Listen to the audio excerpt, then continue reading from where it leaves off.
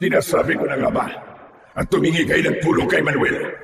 Balak niyo kontrahin ang mutya ko sa sugat ni Aaron. Pwes, hindi kayo magtatagumpay. Pipigilan ko kayo. Ang kapal ng mukha mo magpakita. Pagkatapos ng ginawa mo sa akin, ibabalik ko sa iyo ang kasamaan at mutyang pinagmamalaki mo.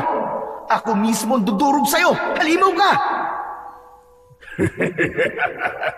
Yun ay kung magtatagumpay kayo sa pagkuha ng mutya ng Ardilia. Pagsisisihan niyo kinalaban niyo ko. Ang dapat sa inyo ay mamatay! Ikaw ang dapat na mamatay! Pagsisisihan mo ginamit mo ang katawan ko para pagtaniman ng mutya mo. Aanihin mo ngayon ang lupit ng pag-iiganti ko. Ako magsisilbing banta sa lahi niyo at ako makakakuha sa mutya ng Ardilia. Papatayin kita at uubusin ko mga lahi niyo. Halimaw ka! Magandang araw po sa inyo. Ngayong araw na ito, pakinggan po natin ang isang kakaibang kwento ng buhay at pakikipagsapalaran ng 16 na taong gulang na si Errol. Ang binatilyong nakakuha sa mutya ng Ardilia.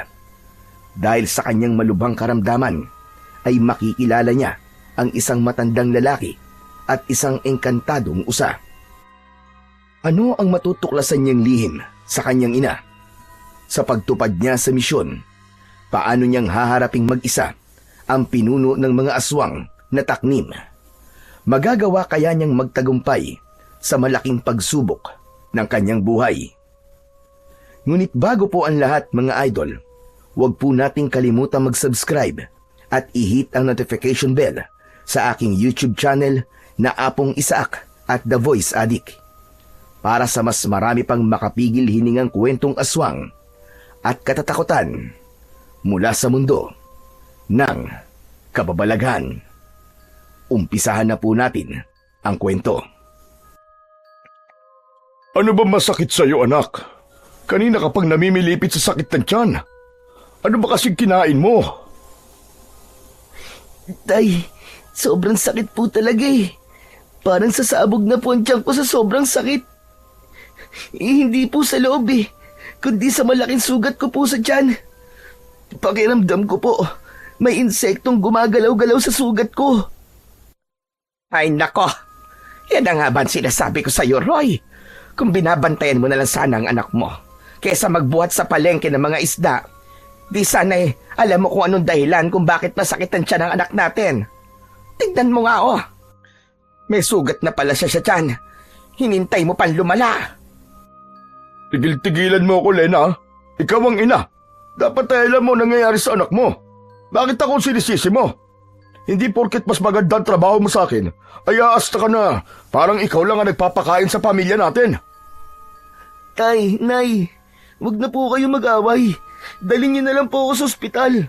Talagang masakit na po ang sugat ko sa tiyan eh. Ospital?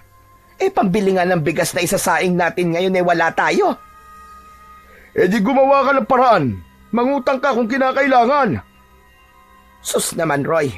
Sino magpapautang sa atin ngayon? Kung bakit naman kasi hindi ka pa humanap ng mas maayos-ayos na trabaho, hindi sana natin kailangan mangutang ng pera. Ay nako, heto na naman tayo.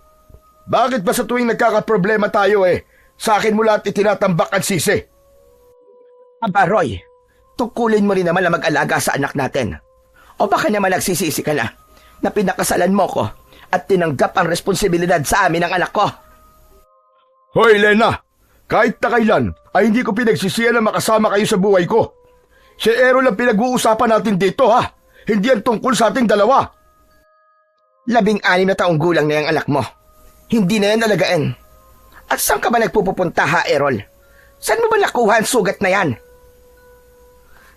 Nagsimula lang naman po ito nang iniligtas ko po ang kulay itim na ibon na naipit po sa sanga ng puno ng kahoy. Nang ilagay ko po siya sa damit ko, bigla niya po akong tinuka sa tiyan. Pagkatapos po... Pagkatapos ay ano? Pinabayaan mo. Kaya yan ang nangyari sa'yo. Palibhasa, malang-mala ka dyan sa tatay mo. Mahina ang isip. Hoy, Lena! Ako malapit na ako mapuno sa'yo, ha? Sinasabi ko sa'yo, tatamaan ka na talaga sa akin. Palagi mo na lang ako sinasabihan na walang isip. Bakit? Pinapabayaan ko ba kayo? Ginugutom ko na ba kayo? Oo, hindi mo nga kami ginugutom. Pero kung hindi kita tinulungan sa trabaho mo sa palengke, malamang gutom lang talaga ang mangyayari sa amin ng anak mo.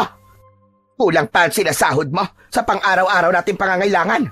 Pagkatapos, madalas ka pang umuuwi na laseng o di naman kaya ay talo sa sabong.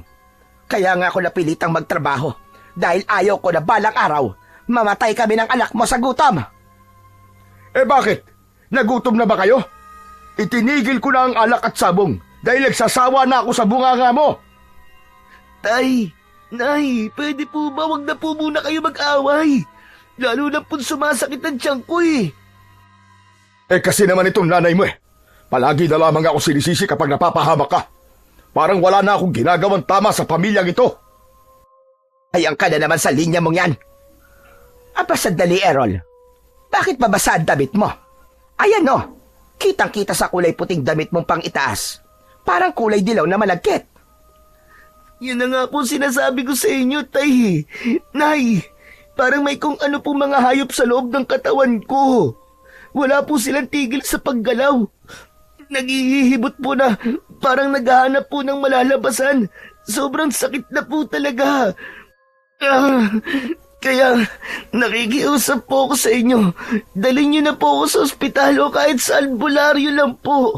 Matagal na po itong sugat ko. Halos 1 buwan na po ito. Ano ka mo? 1 buwan? Diyos ko naman, Errol. Bakit ngayon mo lang sinabi?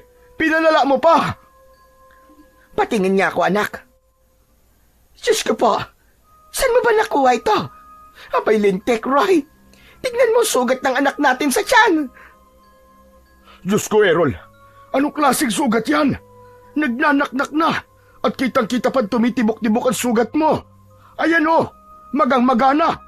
Namumulat nangingitim na rin ang palibot ng sugat mo. Mukhang hindi ito tuka ng ibon na. Lumaki na at malapit nang umabot sa sikmura mo. Anak, bakit ngayon mo lang sinabi kung kailan malala na? At parang nabubulok na ang laman ng sugat mo. Yan na nga ba sinasabi ko sa'yo, Lene? Hindi mo inaalagaan ang anak natin. Aba, at ikaw naman, wala kang kwenta ka ba? Ang hayop na ito, kung makapagsalita ka alam mo'y nagagampanan ng pagiging ama niya. Bakit? Tama lang naman na sinasabi ko. Ikaw lang ang nakita kong ina na hindi alam ang mga nangyayari sa anak. Tumigil na po kayo, tama na. Tama na po. Nakakapagod na madalas yung pag-aaway. Kaya nga po inilihim ko sa inyo to eh. Dahil alam kong pagtatalunan lamang nyo. Pasensya ka na, anak. Sandali lang. At ikukuha mo na kita ng pamalit ng damit. Muling nahiga sa katre, nagawa sa kawayan ang may 16 na taong gulang na si Errol. Habang nararamdaman niya ang pagtibok-tibok ng kanyang sugat sa tiyan. Totoo ang sinabi niya kanina na kung hindi sumakit ng sobra ang sugat niya, ay hindi siya dadaing sa kanyang mga magulang. Dahil alam niyang pagtatalunan lamang ng mga ito ang tungkol sa kanya at hindi nga siya nagkamali. Labandera ang kanyang inang si Aling Lena at magbubuhat naman ng mga banyerang isda ang kanyang amang si Mang Roy sa palengke. Madalas ng mga ito na pagtalunan ang konting kita ng kanyang ama. Pero alam naman niyang ginagawa lahat ng kanyang ama para lang maibigay sa kanila ang pangangailangan ng kanilang pamilya. Ang kanya namang ina ay nagiging mainitin na ang ulo sa tuwing maliit ang iniaabot na sahod ng kanyang ama. Kaya ang ginagawa na lang ng kanyang ama ay aalis na lamang sa bahay at babalik kapag tulog na ang kanyang ina. Kaya naman natuka ng ibon si Errol ay dahil ng gabing yon ay sinundan niya ang kanyang ama sa kakahuyan. Hindi ito pinakain ng hapunan ng kanyang ina, kaya't balak niya sanang dalhan ito ng makakain. Kaya lang ay nangyari yun sa kanya. Aksidente siyang tinuka ng ibon na tinulungan niya, kaya napauwi siya ng maaga. Ang napapansin niya sa sugat niya sa tuwing sumasapit ang gabi, saka lang ito nagtititibok sa sakit. Ilang sandali pa ay bumalik na ang kanyang ina. May dala na itong kulay itim na pang itaas na damit, habang ang kanyang ama naman ay tahimik na nakaupo malapit sa bintana habang nakatanaw sa labas. Sige na, Errol anak. Magpalit ka na ng damit. At ikaw naman, Roy. Wala ka bang gagawin? Hindi mo ba dadali ng anak natin kay Lolo Manuel? Ano ka mo? Kay Lolo Manuel? Aba, sa gitnang kakahuyan yun nakatira. Anong masama kung sa gitnang kakahuyan siya nakatira? Saan naman sa ospital? Bakit? May pera ka bang pampa-ospital sa anak natin? Hindi yun ang iniisip ko, kundi ang oras. Madilim na at halos hindi na makita ang daan. Alam mo naman na maraming gumagalang aswang sa baryo natin eh. Anong pipiliin mo? Yung kaduwagan mo sa aswang? O buhay ng anak mo? Magtatalo pa sana ang mag-asawa, pero napako ang tingin ni Mang Roy sa tiyan ng kanyang anak at halos manlaki ang mga mata nito nang makitang parang may nahulog mula sa sugat ni Errol. Napalapit ito sa anak at pinagmasdang mabuti ang sugat niya. Nagtataka naman si Errol at maging siya ay napayuko na rin sa kanyang sugat. Ganun na lamang ang panlalaki ng kanyang mga mata nang makita ang kulay puting mga uod. Malasinulid ang nipis ng katawan nito habang bumabagsak sa kanyang banig na gawa sa abaka. Tay! Tay, ano to? Bakit may uod? Napalapit na rin ng kanyang ina sa tabi ng kanyang ama. Hindi kagad nakapagsalita ang mag-asawa habang nakaawang ang bibig. Hindi makapaniwala ang mga ito na may uod sa sugat ni Errol. Gumapang ang takot sa buong pagkatao ni Errol nang maramdaman ang mga gumagalaw-galaw sa kanyang sugat. Hindi na nga siya nakapagtimpi at napatayo na siya sa kanyang katre. Pilit na pinipispisan ang mga uod sa kanyang sugat. Tay! Nay! Tulungan niyo po ako! Ano po to? Nay! Tay! Halos hindi malaman ang gagawin habang nakatingin pa rin sa kanyang sugat. Si Mang Roy ang nakabawi sa pagkakabigla at kagad itong nagbihis. Kumuha ng itak na nakasabit sa likod ng pinto. Lena, humingi ka ng tulong kay Kapitan. Dadaling ko na si Errol sa albularyong si Lolo Manuel bago tayo pumunta ng ospital kapag nakahiram ka ng pera. Tay, ang sakit na po ng sugat ko! Tulungan niyo ako, Tay! Kaya nga dadali na kita kay Lolo Manuel. Sige na't magbihis ka na para malaman natin kung anong klaseng ang sugat yan. Wala nang inaksayang oras si Mang Roy. Inalalayan nito ang anak palabas ng bahay. Inayos na muna nito ang suot na damit ni Errol, habang si Errol naman ay nanginginig ang tuhod dahil sa takot. Maging siya ay nagulat sa nangyayari sa kanya. Dati naman ay walang mga uod yun at madalas din naman niyang linisan yun ng nilagang dahon ng bayabas. Kaya hindi niya maintindihan kung bakit mas lalong lumalala ang sugat niya sa tiyan. Dahil sa pag-aalala, kitang-kita ni Errol ang pagtakbo ng kanyang ina sa labas ng kanilang bahay. Sumugod ito kahit madilim na ang paligid para humingi ng tulong sa kapitan ng kanilang baryo. Si Mang Roy naman ay dinalaan lahat ng mga bagay na kakailanganin para sa anak. Paglabas nila ng bahay ay nagmamadali na silang maglakad papunta sa kakahuyan. Tanging ang liwanag lang ng sikat ng buwan ang nagsisilbi nilang tanglaw sa daan. Habang naglalakad ay panay rin ang pagdampi ng palad nito sa noo ni Errol. Diyos ko, pagalingin niyo po sugat ng anak ko. Errol anak, sa nakikita ko, hindi na uubos sa mga uod na nalalaglag mula sa sugat mo. May lagnat ka na rin anak. Hindi baling mahirap lang tayo. Huwag ka lang magkakasakit. Lalo pa ngayon na walang-wala tayo na itabing pera. Kaya pasensya ka na anak. Kung hindi kita kagad madadala sa ospital. Di bali, Tay. Mahusay naman po manggagamot si Lolo Manuel eh. Kaya wag na po kayong humingi ng pasensya sa akin. Ako nga po ang dapat na humingi ng tawad sa inyo. Dahil pinag-aalala ko po kayo. Habol ang hininga na tinahak nilang mag-ama ang daan papunta sa bahay ng matanda. Sandali silang nagpahinga sa ugat ng puno ng lukban. Saka lang niya naramdaman ang pag-iinit ng kanyang katawan. Idagdag pa ang mas kumikirot niyang sugat. Tumutulo rin ang malapot niyang laway na hindi naman niya ipinapakita sa kanyang ama para hindi na ito mas mag-alala pa. Maya-maya pa ay nararamdaman niya ang paninigas ng kanyang daliri sa kanyang mga kamay. Nalihim naman niyang hinihilot para maigalaw. Tara na, Errol. Kailangan na nating magmadali. Nang malagyan na ng gamot ang sugat mo. Saka parang kakaiba ang simoy ng hangin sa lugar na ito. Parang may nilalang na nakasunod sa atin dalawa. Tay, pakiramdam niyo lang po yun. Kaya mo pa bang maglakad? Sumasakit pa ba ang sugat mo? Kaya ko pa po maglakad. Kaya lang, masakit na masakit po ang ulo ko. Malayo pa po ba tayo sa bahay ni Lolo Manuel? Tumangulang si Mang Roy bilang tugon sa tanong ni Errol. Nagsimula na ulit silang maglakad at pinasok naman nila ang madilim na bahagi ng kakahuyan. Kasunod nun ay ang malawak na taniman ng palay.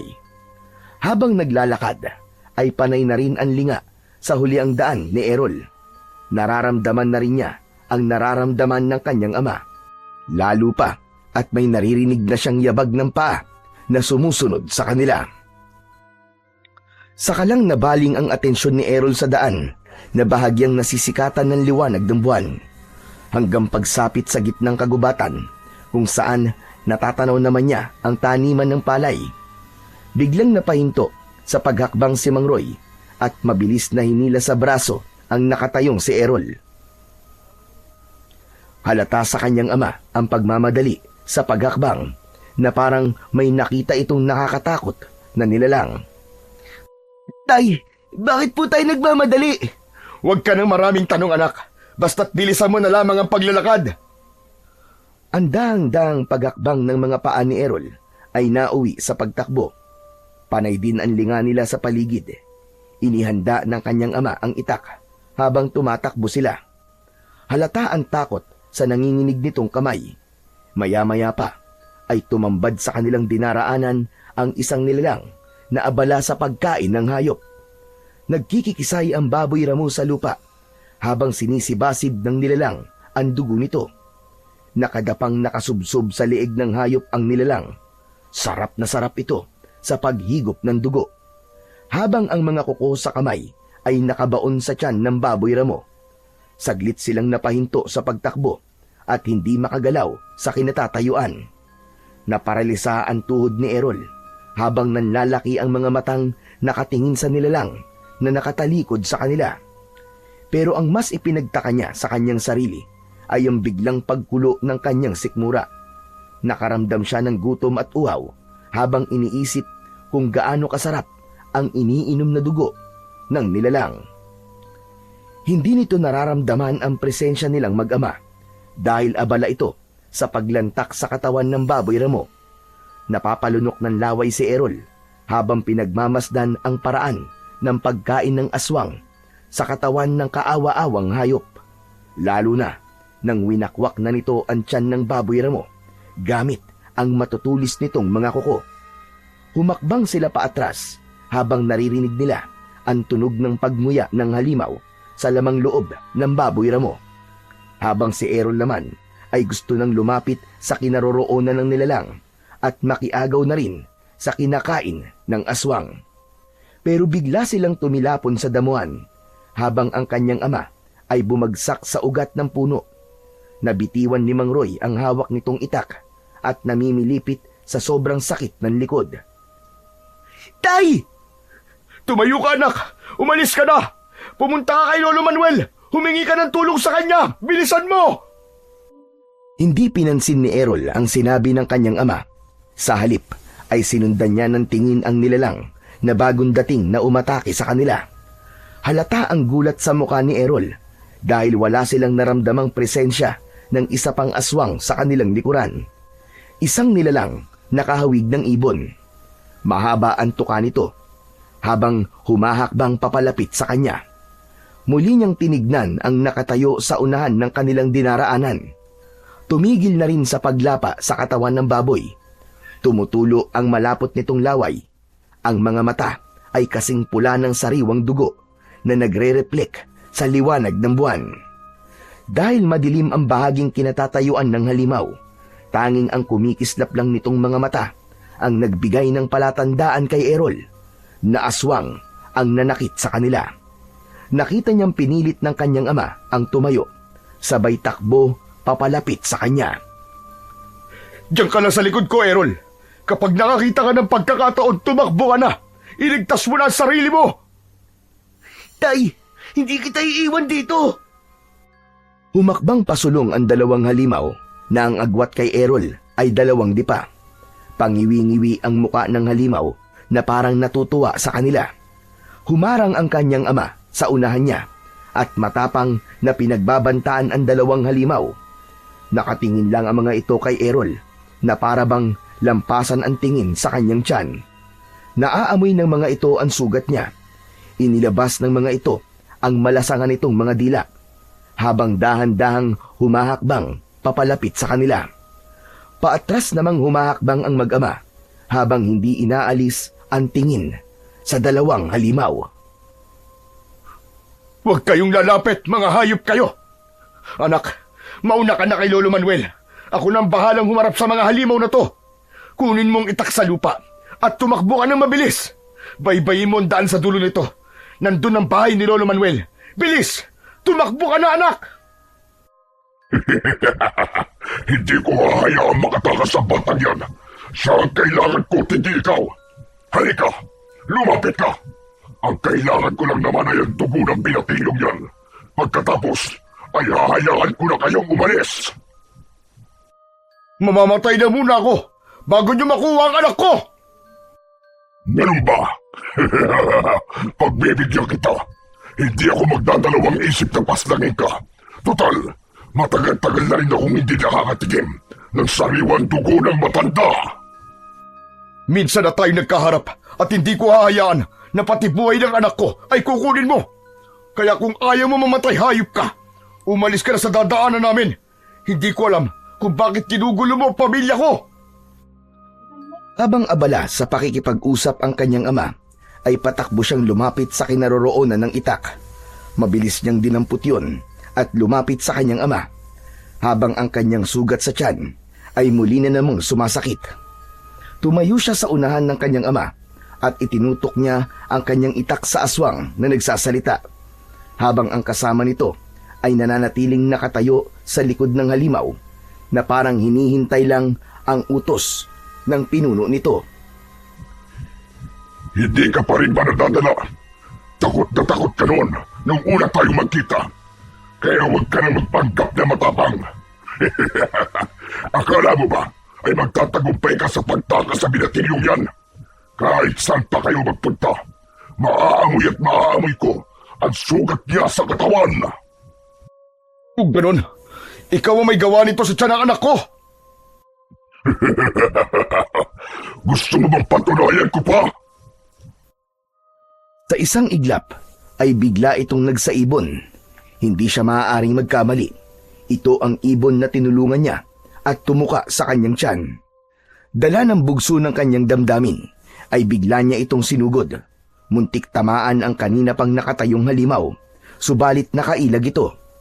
Galit na galit si Errol na kahit naririnig niya ang boses ng kanyang ama ay hindi siya nagpaawat. Sakto, sa pagbabalik ng anyo nito bilang isang taong ibon, pinagsususuntok nito ang kanyang tiyan. Pasadsad sa lupa na bumagsak si Errol habang namimilipit sa sakit. Walang hiya ka! Anong ginawa mo sa anak ko? Mabilis na inagaw ni Mang Roy ang itak sa kamay ni Errol at ang kanya namang ama ang sumugod sa pinuno ng halimaw. Kitang-kita niya na hinawakan ng nilalang ang kamay ng kanyang ama at sinuntok ito sa sikmura ng 2 beses. Parang binabayo ng maso ang kanyang dibdib dahil sa lubhang pag-aalala. Kaya't pinilit niyang tumayo para tulungan ng kanyang ama. Kaya lang, binuhat ng pinuno si Mang Roy at inihagis sa puno na malapit din sa kanyang kinaroroonan. Hindi nito nabitiwan ang itak. Tay! Mga hayop kayo! Sinaktan niyo ang ama ko! Lumapit siya sa kinatatayuan ng pinuno at sinipa niya ang masailang bahagi ng katawan nito. Hindi ito natinag at sa halip naramdaman niya ang paghawak ng mga kamay ng alagad nito sa kanyang braso. Lumapit ang nilalang sa kanya at inilabas ang malasangan nitong dila. Akma na sanang kakagatin siya nito sa kanyang leeg, ngunit bumagsak naman ito sa lupa. Nakita niyang nataga ito ng kanyang ama sa ulo gamit ang matalas na itak. Hindi ka magtatagumpay. Malapit ko ng putulin ang sungay mo. Makikilala rin kitang halimaw ka. Sunod naman na inatake nito ay ang nilalang na may hawak sa braso ni Errol.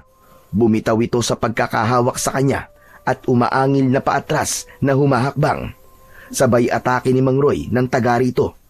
Tinamaan ito sa leeg, kaya naman bumagsak din ito sa lupa habang hawak ang sugat nito. Natatakot na po ako, Tay. Umalis na po tayo rito. Bakit po ba gusto nila akong makuha? Ang kanasanang tatakbong palayo ang dalawa nang biglang nahawakan sa paa ang kanyang ama. Nakagat ito sa binti. Napasigaw si Mang Roy dahil sa sakit. Pinagtulungan ng mga ito ang kanyang ama. Dahil sa takot at pag-aalala niya para sa kanyang ama, dinampot niyang muli ang kanyang itak at tinaga ang mga ito sa katawan. Dahil sa sakit, ay siya naman ang binalingan ng mga ito.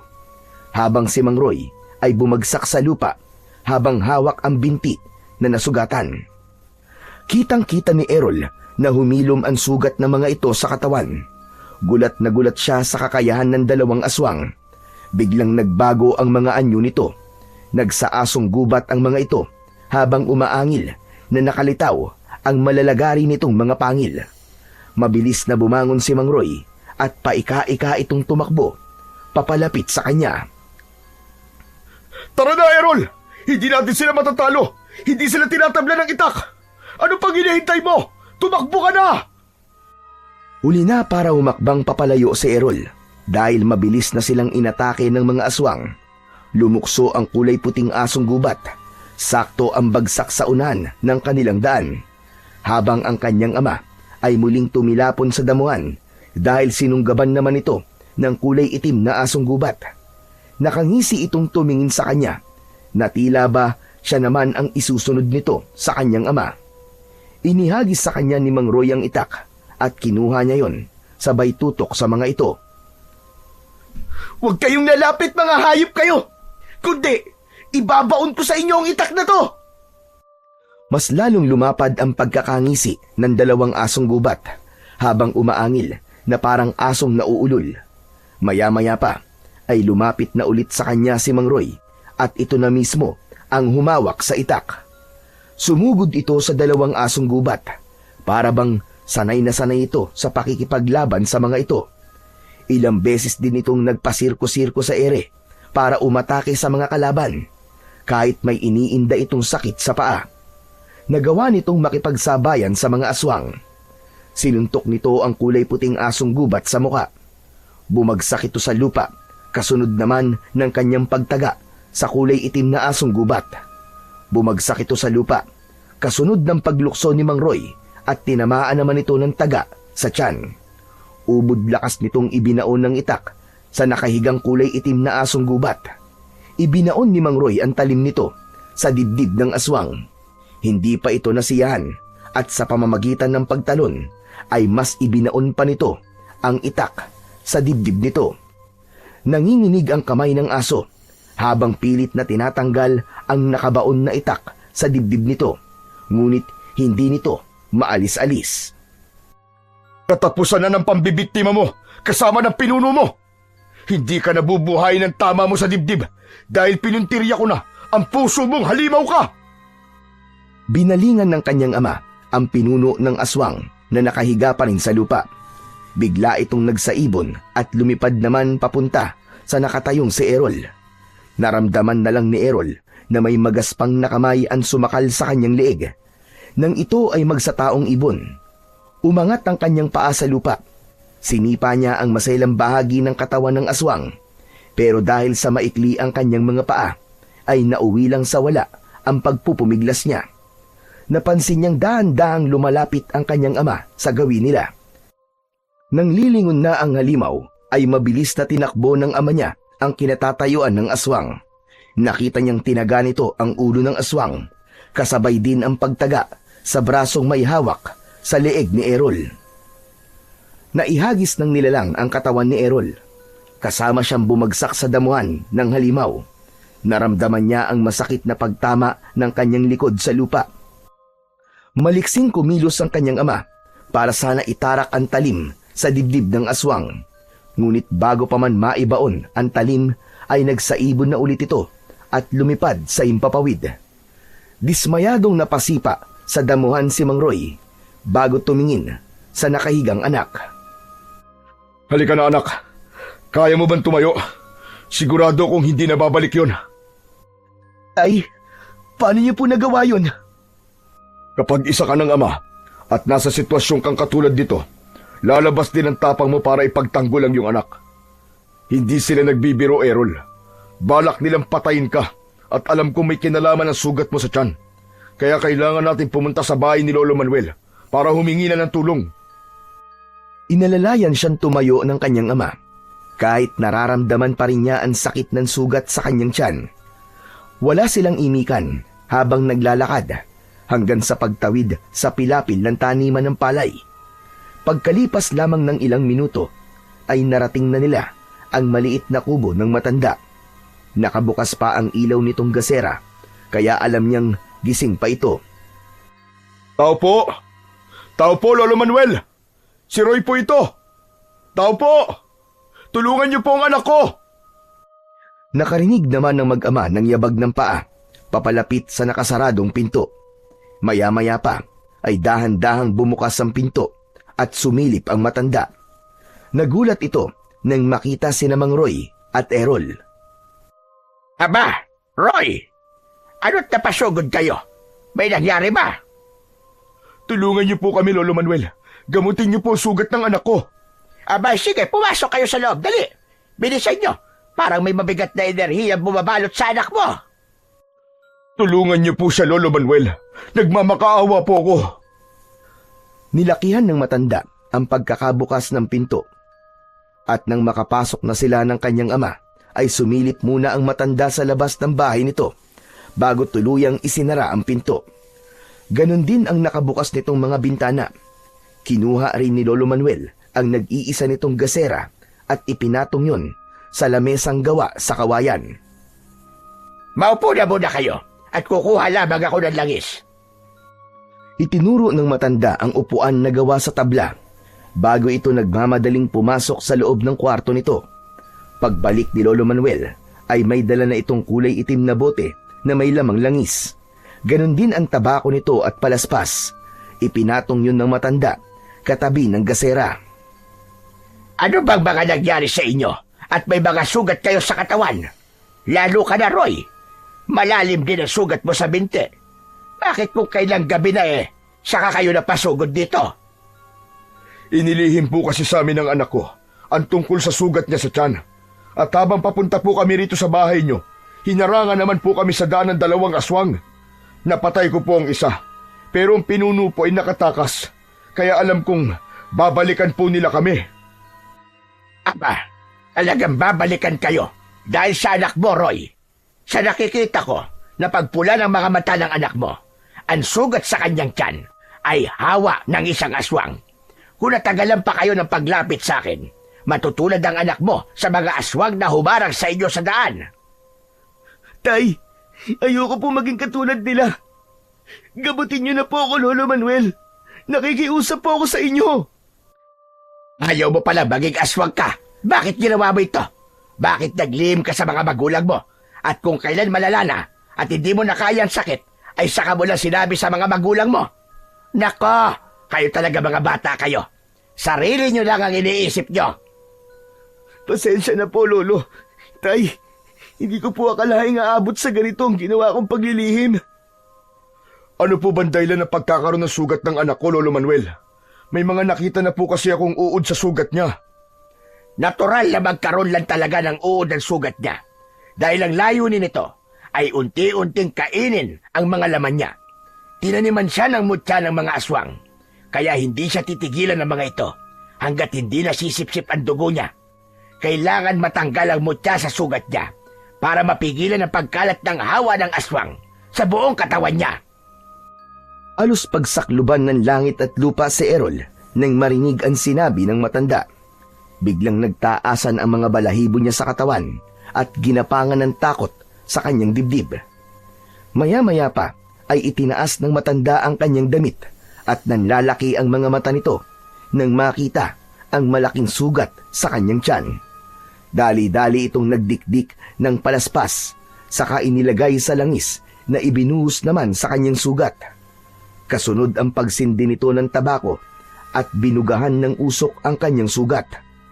Nawala ang sakit ng kanyang sugat at napalitan yon ng ginhawa sa kanyang pakiramdam. Nang muli niyang tinignan ang kanyang sugat, ay wala na ang mga uod na gumagapang. Namatay ang mga ito sa langis na ipinahid ng matanda. Nang maibalik na ng matanda ang kanyang damit, ay saka naman nagsalita ang nag-aalala niyang ama. Paano po matatanggal ang mutya ng aswang sa sugat ng anak ko, Lolo Manuel? Ngayon, ang magagawa ko lang ay pigilan ang sakit sa sugat niya. Kailangan niyang humanap ng kontra sa mutya. Isang mutya na magpapalabas sa mutyang nakabaon sa sugat niya. Lolo Manuel, ano po bang klaseng mutya? Ang mutya ng squirrel o ardilya. Kailangan mo makahanap ng mutya na kukontra sa mutya ng aswang. Pero, bakit naman nila tinaniman ng mutya ang anak ko? Saka ano po bang klaseng aswang ang mga umatake sa amin kanina? Sila ang mga nilalang na may kakayahang magpalit-palit ng anyo. Pero mas kilala sila sa pagpapalit ng anyo bilang isang kulay itim na ibon. Kung tawagin sila ay mga aswang na taknim o nilalang na mahilig magtanim ng kanilang mutya sa katawan ng biktima. Kailangan nilang balikan ang biktimang napagtaniman ng kanilang mutya upang patayin. Kumakain din sila ng mga hayop na 4 ang paa. Pero, bakit nga po kung tinaniman nila ng mutya, Lolo? Dahil ikaw ang natsyempuhan nila. Yun lang yun. Hindi naman sila namimili ng pagtataniman. Balak nilang hawaan ka ng pagiging aswang nila at pahirapan na rin dahil sa mga pansarili nilang dahilan. Kaya kailangan mo erol ng mutya ng squirrel bago ka pa matutong kumain ng tao o kaya naman ay mapatay nila. Paano po ako makakahanap ng mutya ng squirrel, Lolo? Sa pusod ng gubat ay merong isang pamilya ng mga squirrel o mas kilala sila sa tawag dito sa Palawan na ardilya. Mataas silang tumalon na parang lumilipad at may kakayahang magpalipat-lipat sa katawan ng mga puno. Kaya mahirap silang hulihin. Ang mutya ay hawak mismo ng pinakamatandang ardilya at binabantayan ng mga elementong nakatira sa gubat. Mag-iingat ka sa pagkuha dahil maaari ka mapahamak. Sa sandaling makuha mo na ang mutya, kailangan mo yun lunukin. Sa ganung paraan, unti-unting lalabas sa sugat mo ang kulay itim na bato na may mutya ng aswang. Lolo Manuel, sasamahan ko po ang anak ko. May sandata po bang may pantatapat sa mga nilalang na nagbabantay sa mutya ng ardilya? Oo, Roy. Pwede mo siyang samahan para makakuha ng mutya. Pero hindi mo siya pwedeng tulungan na harapin at kalabanin ang tagapagbantay nito. Isa siyang engkantadong usa o taong usa. Kaya nararapat na matalo ito ng mismong kukuha ng mutya. Tay, natatakot po ako. Baka mapahamak lang po ako dun. Kaya mo yan, anak. Kesa maging aswang ka habang buhay. Wala kang pagpipilian. Kailangan mong gumawa ng paraan para gumaling ka. Bukod pa ron, ay magtataglay ka ng kapangyarihang tatalo sa mga aswang na taknim. Ikaw ang magsisilbing banta sa kanilang buhay kung sakaling magtagumpay ka sa pagkuha ng mutya. Pansamantala lang ang pagkawala ng sakit sa sugat mo. Babalik din ang kirot niyan pagkalipas ng 2 araw. Kaya mas makabubuting ngayon pa lang pumunta na kagad kayo sa gubat na yon habang hindi pa natatapos ang oras para sa mga engkanto. Samantalahin nyo ang pagkakataong nasa mundo sila ng mga tao. Tumayo ang matanda at iniwan silang mag-ama na natitigilan. Bumundo ng kaba sa dibdib ni Errol dahil likas sa kanya ang pagiging matatakutin. Naniniwala naman siya sa mga engkanto pero ito rin ang mga nilalang na mas kinatatakutan niya kesa sa mga aswang. Nag-aalalang napahaplos ng palad ang kanyang ama sa likod niya. Kung pwede lang sana, anak. Ako na ang gagawa nito para sa iyo eh. Pero dati nang naikwento sa akin ng lolo mo ang tungkol sa mutya ng mga ardilya. Marami na rin na sumubok na kumuha nito, pero lahat sila ay nabigo at nauwi sa kamatayan. Isa na nga ang lolo mo sa mga nasawi dahil binalak na niyang pumatay ng mga aswang sa baryong ito para sa katahimikan ng ating lugar. Pero tanging si Lolo Manuel lamang ang natira sa lahat na makapangyarihang manggagamot sa baryong ito. Alam niyo rin po pala ang tungkol sa mutya, Tay. Oo, anak. Kaya alam ko kung gaano ito kapanganib. Subalit naniniwala ako sa kakayahan mo, anak. Alam kong gagabayan ka ng Panginoon para magtagumpay ka sa pagsubok na ito. Maya-maya pa ay bumalik ang matanda. May dala itong lumang latigo. Inabot nito yon sa kanya, habang ang itak naman ay dala ng kanyang ama. Kung sakaling may humarang sa inyo sa daan, o di kaya naman ay mapalaban kayo sa mga engkantadong nagbabantay sa mga ardilya, may magagamit kayong panlaban sa kanila. Marami pong salamat sa tulong nyo, Lolo Manuel. Ay, nako, walang ano man yun, Roy. Para ano pat hindi ko kayo tulungan. Dito man lang baka ganti ako ng utang na loob sa iyong ama. Sasamahan ko naman kayo, kaya hindi kayo mahihirapang hanapin ang pusod ng kagubatan sa lagusan ng engkanto. Dala ang latigo at lumang gasera ng matanda ay sumugod sila sa kadiliman ng gabi. Sa pagkakataong yun ay abot langit ang panalangin ni Errol na sana ay magtagumpay sila sa pagkuha ng mutya. Nagpasalamat din siya dahil kahit paano ay nawala na rin ang pananakit ng kanyang sugat sa tiyan. Pagkalipas ng ilang oras na paglalakad ay narating nila ang pusod ng kagubatan. Tahimik at tanging ang liwanag lang ng sikat ng buwan ang nagsisilbi nilang tanglaw. Nakita niyang umupo si Lolo Manuel sa lupa sa katapat ng puno ng akasya. Nagsindi ito ng kandila at pinagdikit ang palad habang nakadikit yun sa noon ng matanda. Kasunod ang pagbulong sa hangin na parang taimtim itong nananalangin.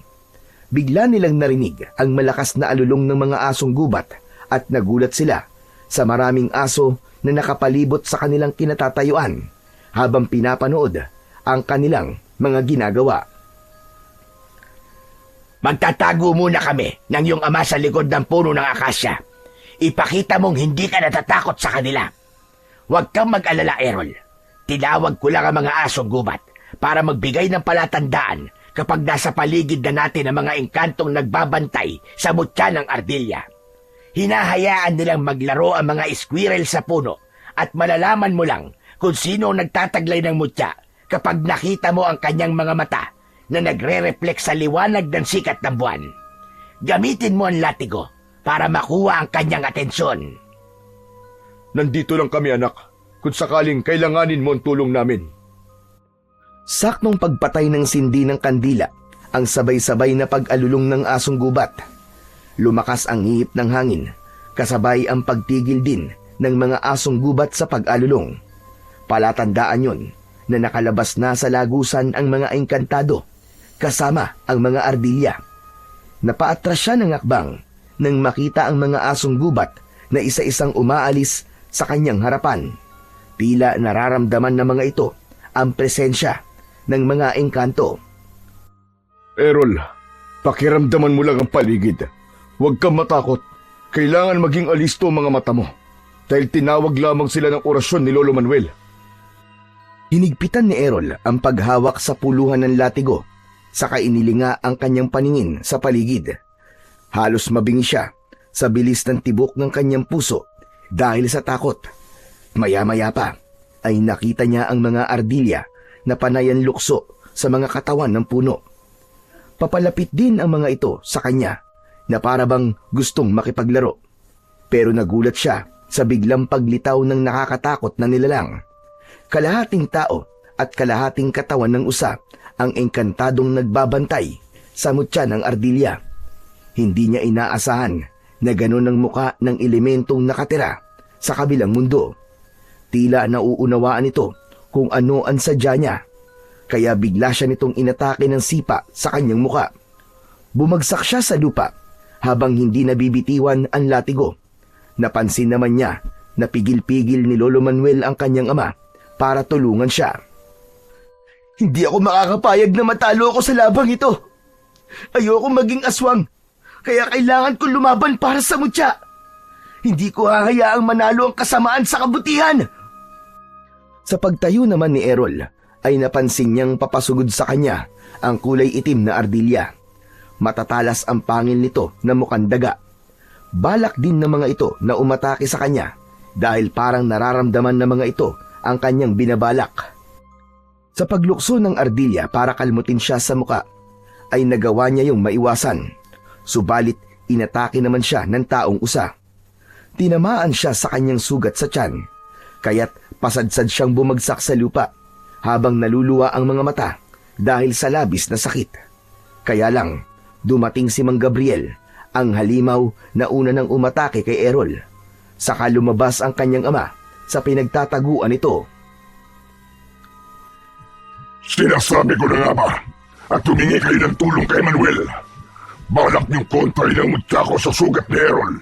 Pues, hindi kayo magtatagumpay. Pipigilan ko kayo. Ang kapal ng mukha mo magpakita.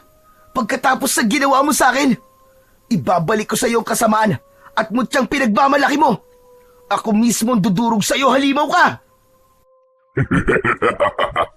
Yun ay kung magtatagumpay kayo sa pagkuha sa mutya ng ardilya. Pagsisisiyan ninyong kinalaban niyo pa ako, ang dapat sa inyo ay mamatay. Ikaw ang dapat na mamatay! Pagsisisihan mo ginamit mo ang katawan ko para pagtaniman ng mutya mo. Aanihin mo ngayon ang lupit ng pagiganti ko. Ako ang magsisilbing banta sa lahi nyo at ako ang makakakuha sa mutya ng ardilya. Papatayin kita at uubusin ko mga lahi nyo. Halimaw ka! Kasama ang 5 alagad nitong aswang na taknim, sumugod ang mga ito sa kinaroroonan nilang mag-ama. Idinamay ng mga ito ang nakatayong engkantadong nagbabantay sa ardilya. Ang pinuno ng aswang ang unang sumugod kay Errol. Iwinasiwas nito ang kamay na may mahahabang kuko para sana ay kalmutin siya sa leeg. Subalit naiwasan niya yon at hinagupit niya ito ng kanyang latigo.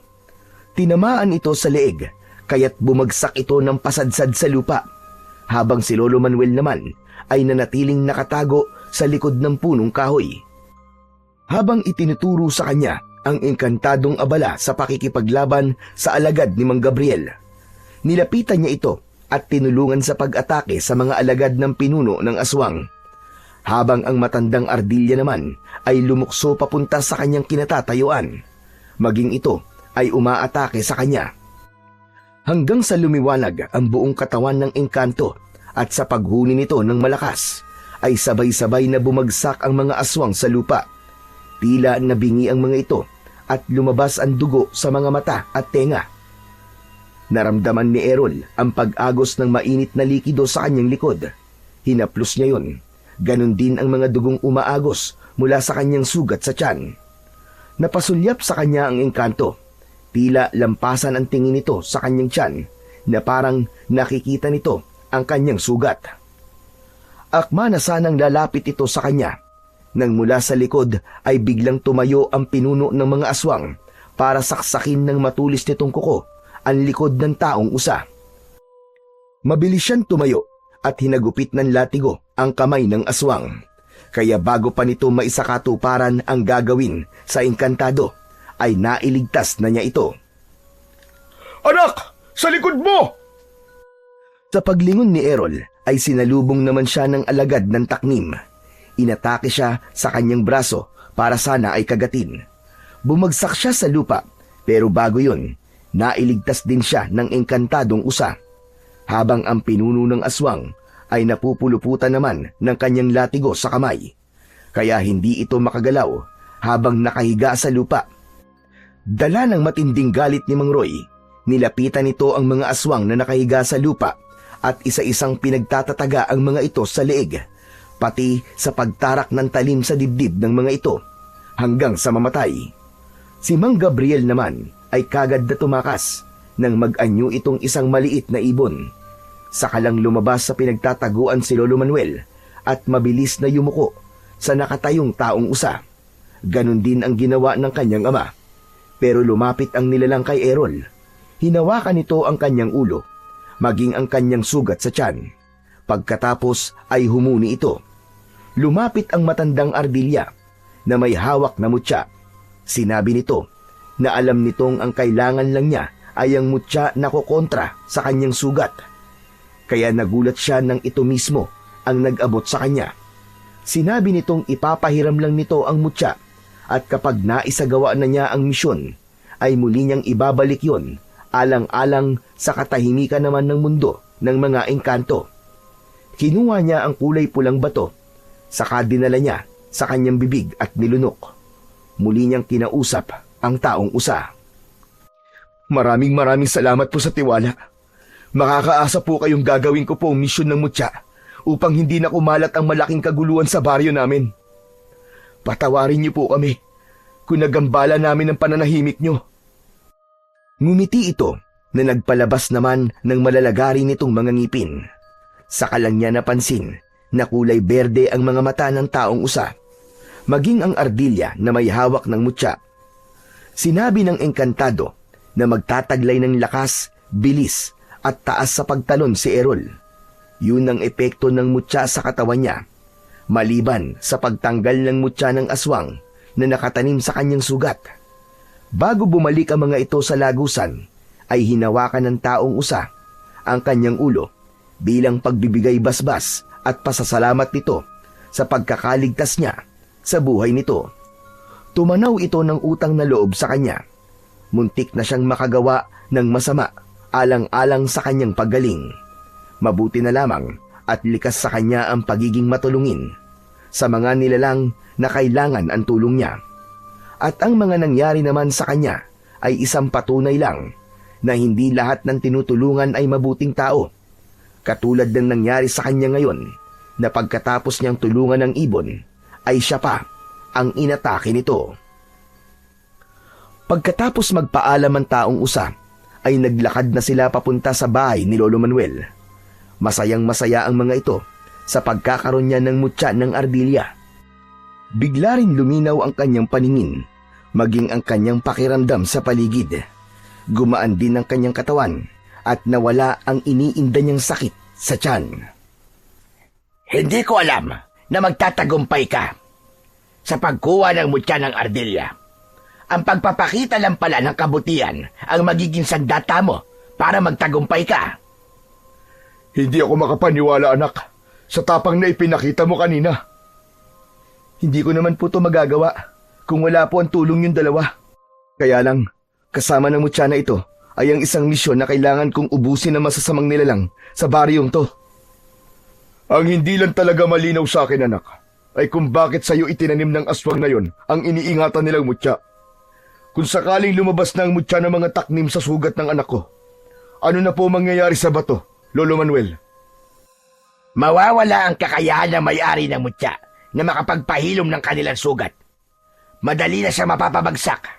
At tungkol naman sa dahilan ng aswang kung bakit si Errol ang pinili, yun ang hindi ko masasagot sa ngayon. Hanggat hindi ako sigurado sa napapansin ko, ay hindi ako maaaring magbigay sa inyo ng mga puna. Sa ngayon, ay kailangan na muna ninyong umuwi sa inyong bahay. Kailangan ng lakas para sa pagtupad mo sa tungkulin bilang isang bagong tagapangalaga ng mutya ng Ardilla. Inihatid muna ng mag-ama si Lolo Manuel sa bahay nito bago sila naglakad pa uwi sa tahanan nila. Ilang oras din ang ginugol nila sa paglalakad bago nakarating sa kanilang bahay. Nadatnan nilang nakatayo ang kanyang ina sa pintuan ng kanilang balkonahe. Pabalik-balik ito sa paglalakad at bakas sa mukha nito ang labis na pag-aalala. Nang makita sila nito, ay tumakbo itong papalapit kay Errol at mahigpit na yumakap sa kanya. Diyos ko! Ang akala ko ay kung ano na nangyari sa inyong dalawa. Bakit ba ang tagal-tagal ninyong umuwi? Kumusta na ang anak natin, Roy? Ligtas na siya. Nalaman kong aswang ang ibon na nanakit sa kanya. Nasa katawan pa rin niya ang mutya ng aswang. Ano ka mo? Mutya ng aswang? Tsaka teka, bakit may mga sugat kayo? Pumasok na muna tayo sa loob ng bahay, Lena. Pagod kami ng anak mo. Saka ko na lamang ikikwento sa'yo mga nangyari sa amin. Nauna nang pumasok sa loob ng bahay si Mang Roy, habang naiwan naman silang mag-ina. Habang si Errol naman ay mahigpit na hinawakan ang latigong nasa kamay. Inalalayan siya ng kanyang ina na pumasok sa loob ng kanilang bahay hanggang sa kanyang silid. Sige na anak, magpahinga ka na muna. At bukas na lamang natin pag-usapan ang mga nangyari sa inyo ng iyong ama. Saka ito lumabas sa kanyang kwarto habang maingat na isinasara ang kanyang pinto. Maya-maya pa ay narinig niya ang mahinang yabag ng paa ng kanyang ina papalayo sa kanyang silid. Bigla niyang naramdaman ng pagod at antok, kaya naman inihiga na niya ang kanyang katawan sa katre. Itinago niya ang latigo sa ilalim ng kanyang unan, saka mariing ipinikit ang kanyang mga mata. Hindi na malayan ni Errol na nakatulog siyang nakalaylay ang kanyang mga paa sa katre. Kinabukasan ay nagising siya sa mahinang boses ng kanyang ina sa labas ng kanyang silid. Tila may kaaway ito sa labas. Dahan-dahang iminulat ni Errol ang kanyang mga mata at nagulat siyang mataas na ang araw nang tumingin siya sa bintana. Bumangon siya sa kanyang higaan at pinakinggan ang boses ng kanyang ina. Sanay na siya sa araw-araw na pag-aaway ng kanyang mga magulang, pero ibang boses ang naririnig niyang kausap ng kanyang ina. Anong ginagawa mo rito? Ang kapal ng mukha mong tumuntong sa pamamahay ko pagkatapos ng mga ginawa mo. Bakit? Masama bang bisitahin ang babaeng mahalaga sa buhay ko? Tumigil ka. Makakaalis ka na. Bago ka pa maabutan ng asawa ko at marinig ka ng anak ko. Hindi pa ba sapat sa'yo na sinira mo na ang buhay ko? Pati ba naman kami mag-asawa ay guguluhin mo pa? Umalis ka na at huwag ka na magpapakita sa akin kahit kailan. Hindi ako makakapayag na ipagtabuyan mo na lang ako ng basta. Babawiin kita sa lalaking ipinalit mo sa akin. Anong ipinalit ang sinasabi mo? Kahit na kailan, hindi naging tayo. Walang tayo. Kaya yan ang itatak mo sa isip mo. Igilan mo na ang panggugulo sa amin. Tahimik na ang buhay ko. Pwes, hindi mo mararanasan ang katahimikan sinasabi mo, Lena. Gagawin kong miserable ang buhay mo. Huwag mong hintayin na may mangyaring masama sa asawa at anak mo. Kaya bibigyan pa kita ng pagkakataong mamili. Sumama ka sa akin, kapalit ng buhay na mag-ama mo. Subukan mo na nasaktan ang mag-ama ko. Lalong-lalo na ang anak ko. At pagsisisihan mo ang gagawin mo. Isinusumpa ko yan. Ako mismo ang papatay sa'yo. Hindi na ako natatakot sa banta mo, Lena. Tandaan mo ang sinabi ko. Alam mong hindi ako nagbibiro. Aking ka lang at wala nang ibang makikinabang sa'yo. Hindi mo ako pag-aaring hayop ka. Umalis ka na sa harapan ko. Dahil kung hindi, sisigaw ako at ipapahuli kita sa mga pulis. Kapag hindi ka pa tumigil sa panggugulo sa akin, gagawin ko ring miserable ang buhay mo. Babalik ako, Lena. At sa akin ka rin babagsak.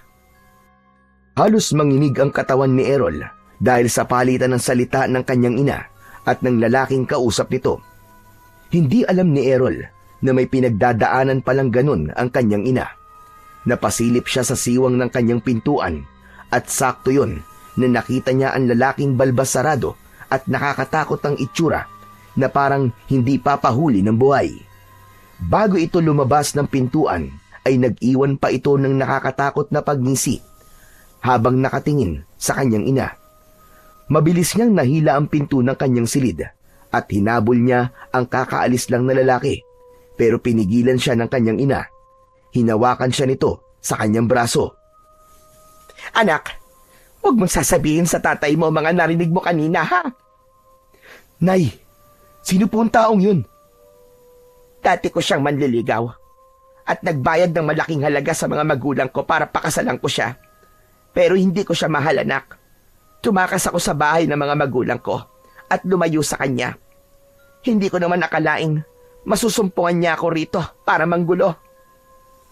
Kailangan malaman po ito ni tatay. Hindi niyo dapat na inililihim to sa kanya. Nagbanta po siya, Nay, at natatakot po ko na baka kung anong gawin niya sa inyo at sa ama ko. Nangihinang napasalampak ng upo ang kanyang ina sa mahabang bangko na gawa sa kahoy. Napapasabunot ito sa buhok habang napapahagulgol ng iyak.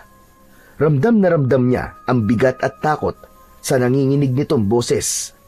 Kaya naman, nayakap na lamang niya ito ng mahigpit. Nay, huwag po kayo mag-alala. Nandito lang po ako.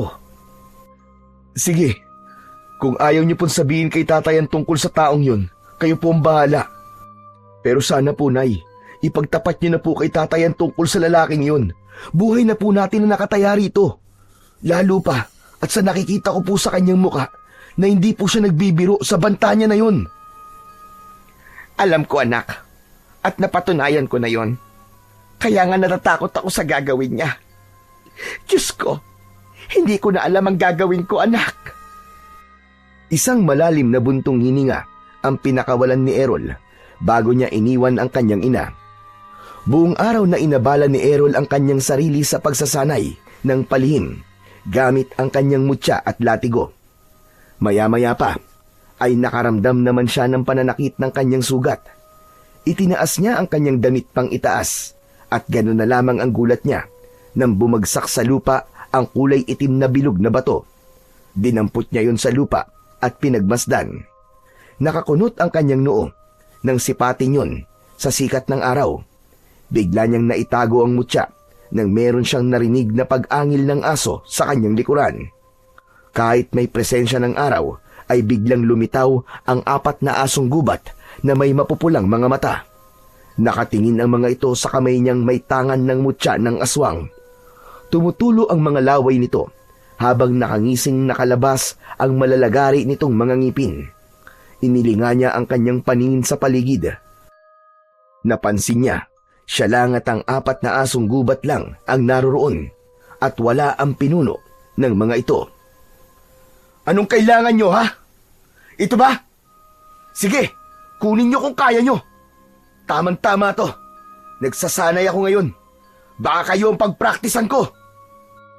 Idinaan ni Errol sa pagyayabang upang hindi mahalata ng mga ito na kinakabahan siya ng mga sandaling yun. Lalo pa at malalaki ang kanyang kalaban. Bigla niyang naramdaman ang pag-iinit ng kanyang buong katawan. Saktong pagsugod ng mga ito ang pagtalon niya ng mataas. Hinagupit niya ang kulay itim na asong gubat ng kanyang latigo. Tinamaan ito sa leeg, kaya't bumagsak ito ng pasadsad sa lupa. Habang ang 3 pang kulay itim na asong gubat ay sabay-sabay namang sumugod sa kanyang kinatatayuan. Bigla siyang kumilos ng mabilis. Maging siya ay hindi makapaniwalang naiiwasan niya ang pag-atake ng mga asong gubat. Sinamantala niya ang pagkakataon. Mabilis niyang hinagupit ang mga ito ng kanyang latigo. Tinamaan niya ang 2 asong gubat sa likod at nagulat siya sa biglang paggapang ng sugat nito sa katawan hanggang sa matunaw ito sa lupa na parang nasusunog. Ganon din ang nangyari sa una niyang nakalabang asong gubat hanggang sa isa na lang ang natitira. Ano, ha? Lalaban ka pa ba, asong bangaw? Pagkatapos kong tunawin ng mga kasama mo, bumalik ka na sa kuta nyo at hinahamon ko ang pinuno mo. Hindi ba't ito naman ang gusto niya? Pakisabi sa kanya na nagkamali siya ng pinagtaniman ng mutya dahil ito mismo ang gagamitin ko para mapatay siya. Mahina na ang pinuno mo, kaya kung mahal mo pa ang buhay mo, umalis ka na at magpakalayo-layo.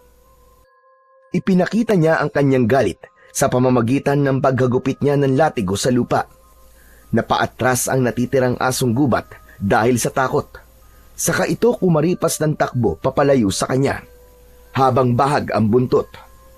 Nahabol niya ng tanaw ang papalayong asong gubat at muling sumagi sa isip niya ang ginawa niyang paghahamon sa pinuno ng mga ito. Nakarating yun sa kanyang ama, kaya galit na galit itong pinagsabihan siya. Gabi yun at nadatnan siya nitong naghahanda ng mga sandata para lumaban sa mga aswang. Alam niyang ang kanyang ina ang nagsabi dito sa balak niyang gawin. Pambihira! Talaga ba nagpapakamatay ka na, ha, Errol? Ikaw pa mismo naghamon sa mga aswang na taknim para sa isang labanan na ikaw lang mag-isa ang haharap. Hindi na po ako makapaghintay, tay. Nakalimutan na po ba ninyo na ito po ang misyon ng mutya na nasa katawan ko kapalit po ng paggaling ko? Nasa kamay ko na rin po ang kanilang mutya.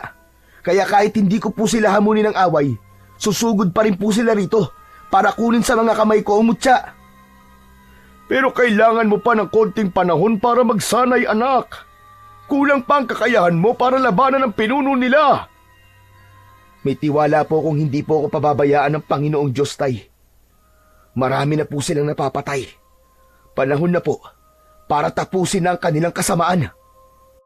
Biglang bumukas ang pinto ng kanyang silid at pumasok ang kanyang ina.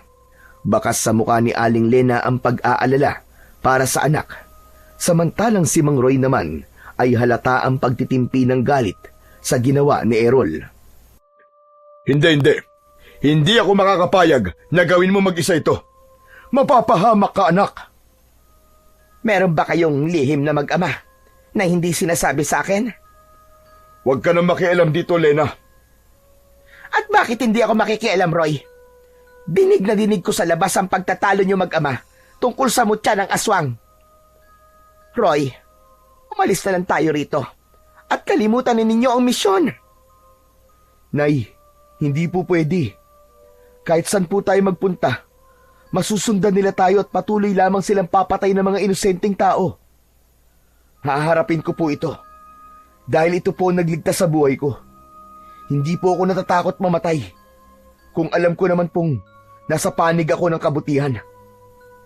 Matigas talaga ang ulo mong bata ka. Kapag may naisip ka, yun na talaga ang gagawin mo. Hindi mo man lang iniisip ang mararamdaman naming mga magulang mo.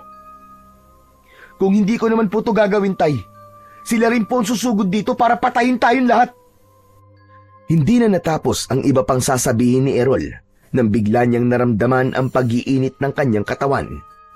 Indikasyon yun na nasa paligid na ng kanilang bahay ang mga aswang na taknim. Napansin ng kanyang ama ang bigla niyang pagtayo at paglapit sa bintana.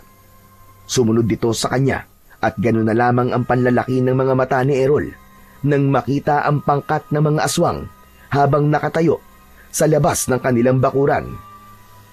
Pero ang mas ikinagulat pa ni Errol, ang lalaking nakatayo sa unahan ng mga alagad nito.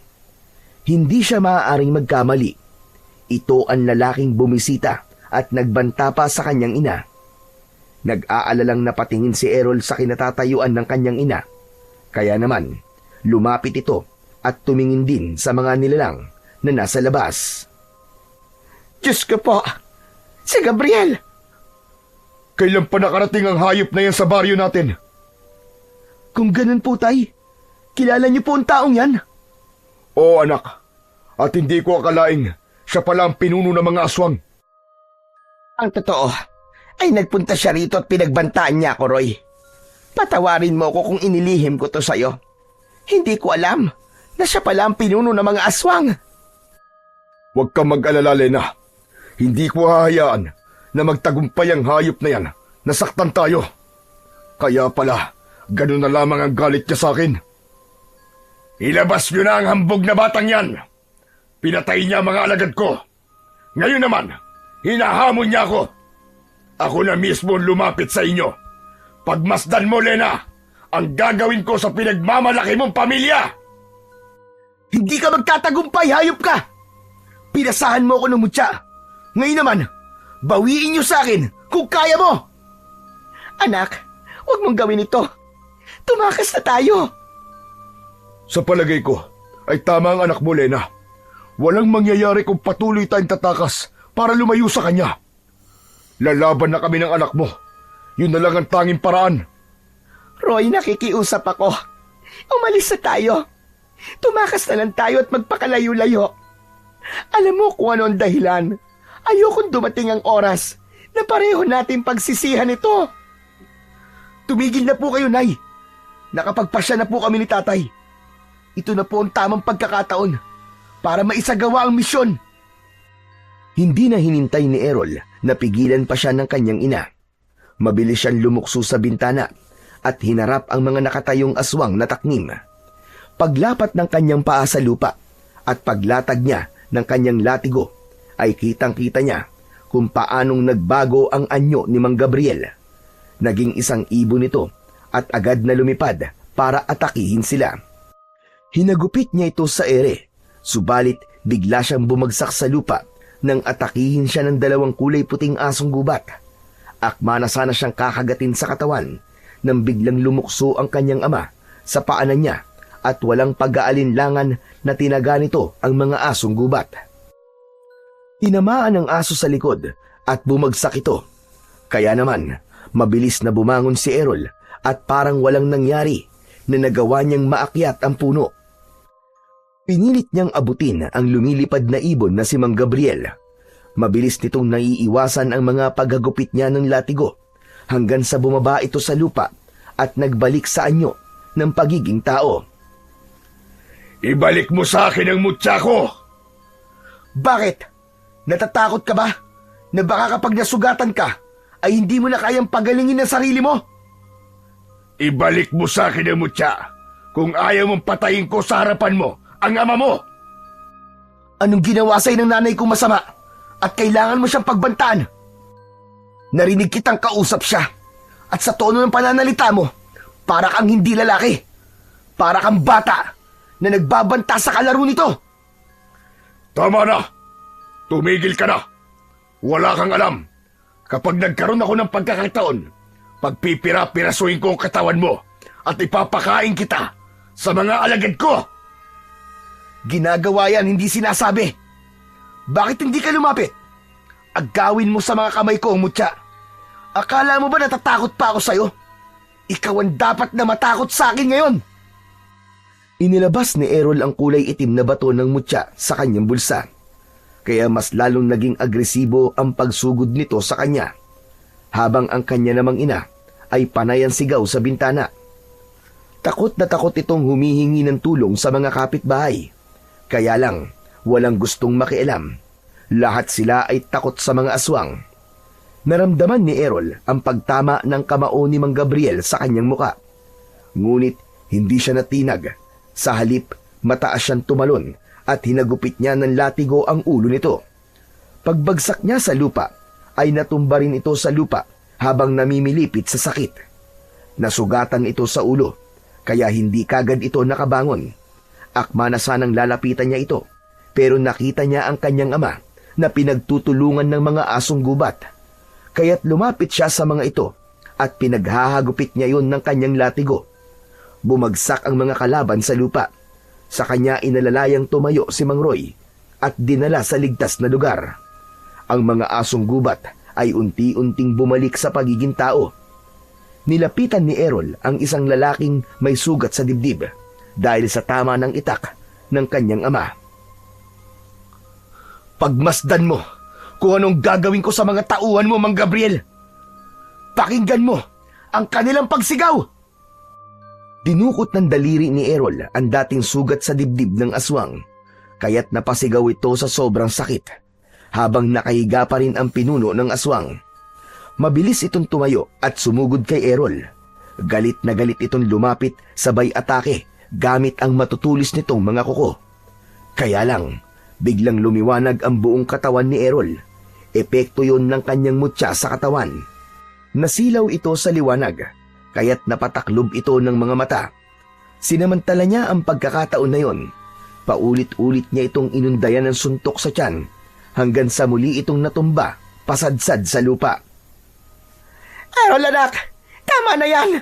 Huwag kayong magpatayan. Bakit niyo po ba ako pinipigilan, Nay? Muntik na po niya akong patayin. Inilipat din niya sa akin ang mutya niya.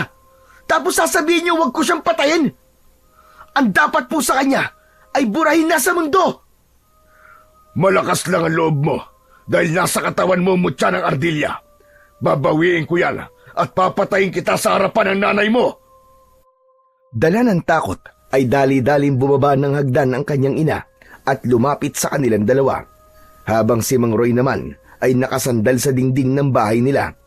Tumutulo ang dugo nito sa lupa habang tinatakluban ng palad ang sugat nito sa dibdib. Dahil sa nakita ay mas lalong bumugso ang galit niya sa dibdib. Nakita niyo po bang ginawa niya sa tatay ko, Nay? Umalis na kayo rito! Huwag niyo akong pigilan! Sinamantala ni Mang Gabriel ang pagkakataon at patakbo itong sumugod kay Errol. Nakalitaw ang pangil nito, nakakagatin sana sa leeg ang binatilyo.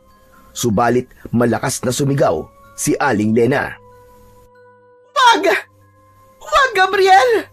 Wag mong saktan ang anak mo!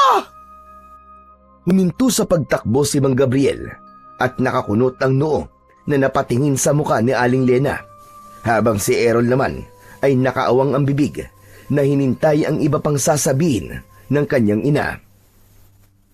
Nakikiusap ako, Gabriel. Itigil mo na ito. Hindi na ako babalik sa'yo. Hindi ikaw ang mahal ko. Huwag mong saktan ang anak ko. Hindi pa ba sapat sa'yo na sinira mo ang buhay ko? Teka, Lena. Paanong nangyaring anak ko siya? Sumagot ka. Nagbunga ang kahayupan mo sa akin. Nagbunga ang pang-aabuso mo ng gabing yon. At si Roy ang sumalo sa kahihiyan at responsibilidad mo bilang isang ama. Lumayo na ako dahil gusto kong lumayo sa kasamaan mo. Pagkatapos, natuntun mo kami para lang muling guluhin ang buhay ko. Hindi totoo yan. Nagsisinungaling ka lang para hindi ko siya paslangin. Pagmasdan mo ang kanyang mga mata, ang kanyang labi, sinong nakikita mo? Sumagot ka! Hindi ka ba nagtataka na mabilis mong naitanim sa kanyang mutya mo bilang aswang? Dahil kadugo mo siya. Anak mo siya, Gabriel. Sariling dugot laman. Hindi, Nay. Hindi ko siya ama. Wala akong dugong aswang. Hindi ka nahahawaan ng pagiging aswang, anak. Dahil likas na sa dugo mo ang pagdaloy ng pagiging aswang mula sa iyong ama. Pero iba ka sa kanya, anak. Dahil lumaki kang mabuting tao, pinalaki ka ng iyong ama na may mabuting puso. Pero siya, sagad sa impyerno ang kasamaan niya. Nagmahal lang ako, Lena. Kaya ako yung nagawa sa'yo. Kaya ako naging masama. Pero hindi ko kayang patayin ang sarili kong anak. Sinabi ko naman sa iyo, di ba? Pagsisisihan mo ito kung napatay mo ang iyong anak. Subalit huli na ang lahat para itama ang pagkakamali. Dahil may paniniwala ang mga aswang na taknim na kung sino man ang tataniman ng mutya ng aswang ay kailangan mamatay sa kamay nila at maiinom ang sariwa nitong dugo. Tumayo ang mga aswang na nakahandusay sa lupa. Ganon din ang iba pang nagtatagong aswang sa likod ng mga puno. Napaatras si Errol sa dami ng aswang na lumitaw sa kanilang harapan. Nay, alalayan niyo po si tatay papasok sa bahay natin. Ako po ang haharap sa kanila. At hindi ko patatawarin ang pinuno nila. Kahit siya pa ang tunay kong ama. Anak, wag. Nakikiusap ako. Huwag niyo na po akong pigilan, Nay. Ginahasa lamang kayo ng demonyong yan. Kaya naging anak niyo ako. Pero kailanman ay hindi ko siya matatanggap na ama. Ang dapat sa kanya ay magdusa at mamatay. Mag-iingat ka, anak. Hindi kita pipigilan sa desisyon mo. Dahil kahit ako nasa katayuan mo, papatayin ko ang demonyong yan dahil sa pagsira niya sa buhay ni Lena. Tumigil na kayo, parang awa niyo na. Huwag kayong magpatalo sa tawag ng galit sa dibdib niyo. Errol, anak, huwag mo itong gawin kung ayaw mo magsisi sa huli. Tama na. Alam kong walang kapatawaran ang ginawa ko. At hindi ko sinasadya yun, anak. Patawarin mo ko. Hindi ko alam na anak kita. Hindi mo ako anak, demonyo ka. At lalong hindi kita ama. Hinintay ni Errol na pumasok ang kanyang ama sa loob ng kanilang bahay. Bago niya hinarap ang mga aswang, siya ang unang lumapit sa asong gubat na nakatayo sa likuran ng kanyang ama. Pasugod ang mga ito para umatake sa kanya. Sa paghagupit niya ng kanyang latigo, ay nagulat siya sa pagbabago ng kanyang anyo. Tinubuan siya ng mga balahibo sa kanyang katawan hanggang sa magmukha na siyang ardilya o squirrel. Kaagad siyang lumukso sa katawan ng puno, sabay talon siya sa mga kalaban sa likod ng kanyang ama. Pero sadyang may angking bilis ang kalaban. Nagawa nitong mailagan ng unang pag-atake niya. Sinakmal siya ng kulay itim na asong gubat sa kanyang braso. Katindi ng kagat nito sa kanyang braso ay ramdam na ramdam niya ang malakas na pagsipsip nito sa kanyang dugo. Napasigaw siya sa matinding sakit. Kasabay ng pagganti niya ng kagat sa braso nito, hindi para inumin ang dugo, kundi para matanggal ang bibig nito sa balat niya. Nabitiwan niya ang latigo at bumagsak yon sa lupa. Nagulat pa siya sa biglang pagsigaw ni Mang Gabriel. Layuan niyo ang anak ko! Pero imbis na makinig ang mga tauhan nito sa pag-atake sa kanya, ay mas lalo lamang ang mga ito na naging agresibo.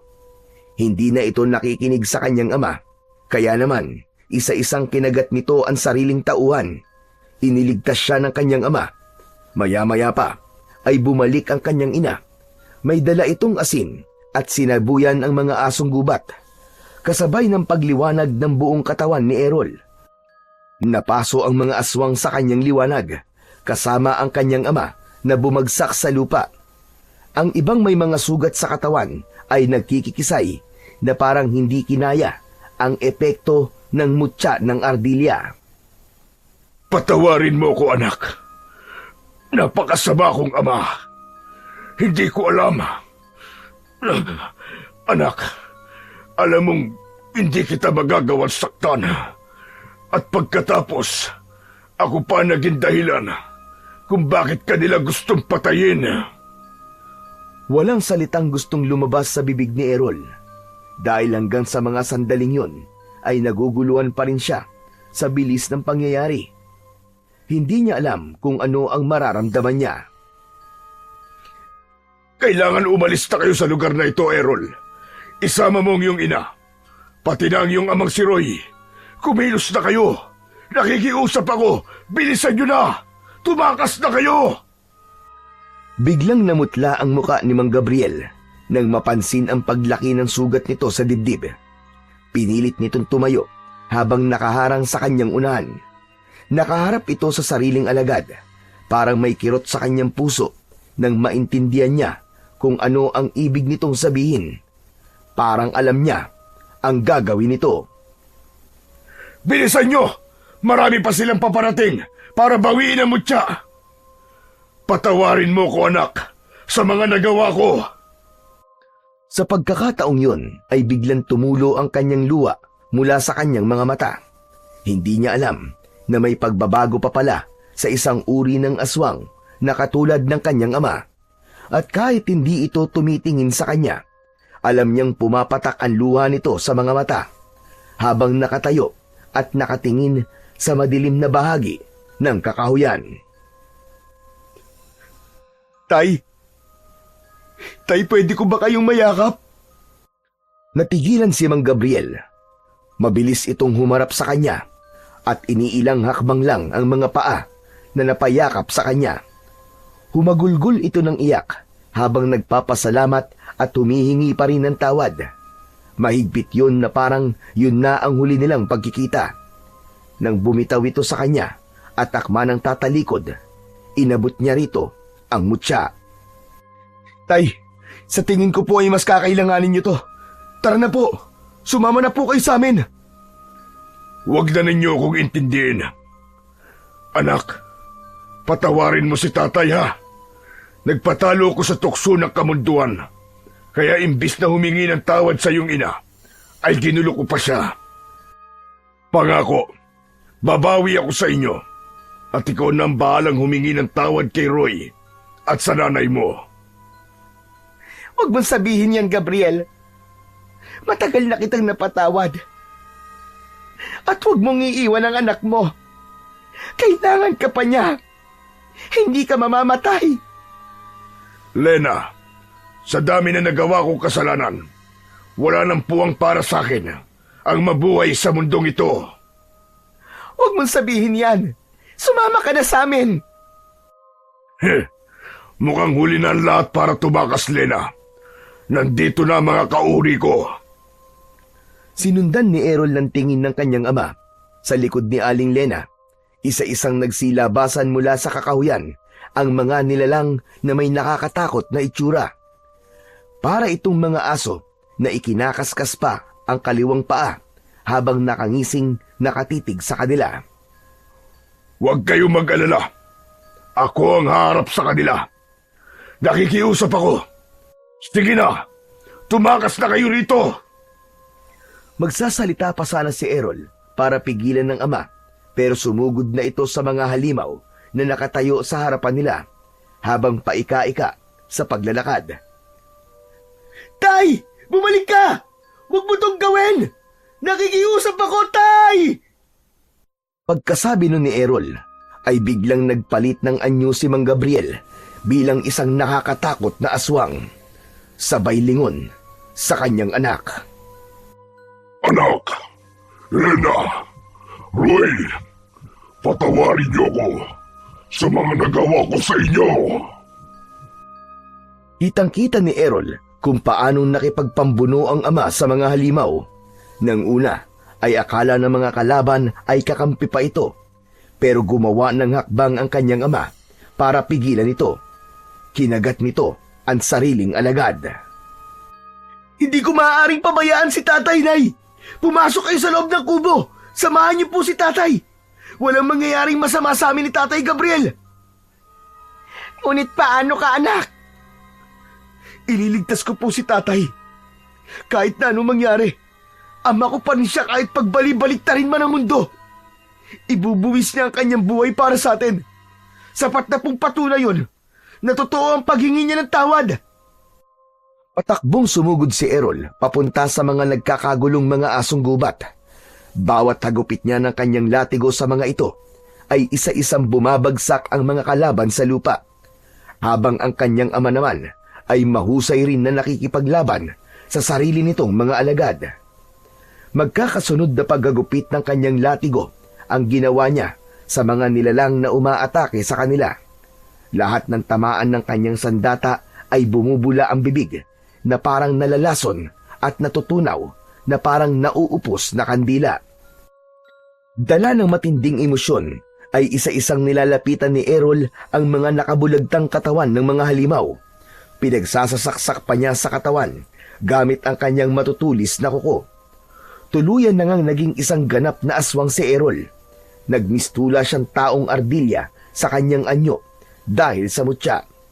Bawat pag-atake niya ay tinutulungan siya ng kanyang ama. Sakto naman ang pagdating ni Lolo Manuel. Kasama nito ang kanyang amang si Mang Roy at ang kanyang inang si Aling Lena. Bigla din nilang narinig ang pagsigaw ng mga taong bayan na may mga dalang mga kahoy at ang iba naman ay may dalang mga itak. Sinugod na mga ito ang mga aswang na taknim. Mabuti na lamang at nagawa nilang makabalik sa dati nilang anyo bago pa man makita sila ng taong bayan. Tatay Gabriel, maraming salamat po sa tulong niyo. Ako ang dapat na magpasalamat sa iyo, anak. Tinulungan mo ko magbago.